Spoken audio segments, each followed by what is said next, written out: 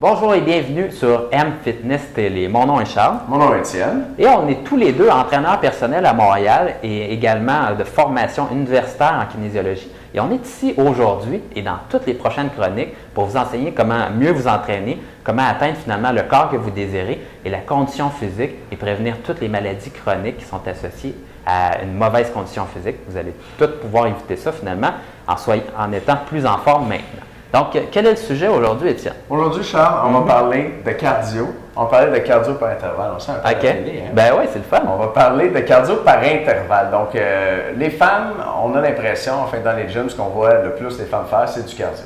Puis, le genre de cardio qu'on voit les femmes faire, c'est du cardio qu'on appelle continu. C'est-à-dire, on embarque sur le tapis roulant, puis là, on monte la vitesse, par exemple, à 7-8 km/h, puis on reste à cette vitesse-là tout le long pendant 45 minutes, 1 heure, des fois même 1h30, au même rythme. On ne change pas toujours 8 km/h pendant 1h30. Et ce type de cardio-là, ce n'est pas le cardio le plus efficace pour perdre du gras dans la quantité de temps qu'on y alloue. Par exemple, si vous avez juste 3 heures dans votre semaine pour faire du cardio, vous faites 3 fois 1 heure.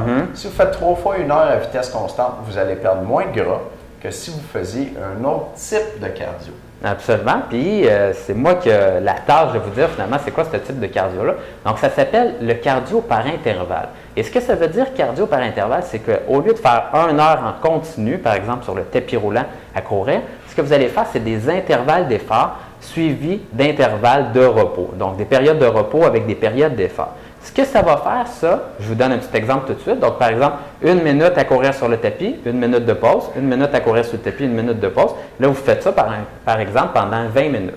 Ce que ça va faire, ça, c'est que si vous aviez fait 20 minutes d'un coup, là, en courant, probablement, vous auriez été, par exemple, à 8 km/h.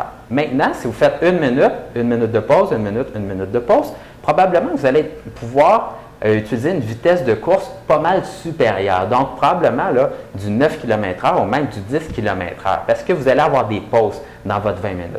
Et c'est vraiment cette intensité-là qui va vous permettre, dans le fond, d'améliorer votre cardiovasculaire et particulièrement améliorer votre VO2 max, qui est la capacité maximale de votre cœur pour utiliser l'oxygène. Puis, on veut vraiment améliorer le VO2 max pour améliorer votre capacité cardiovasculaire.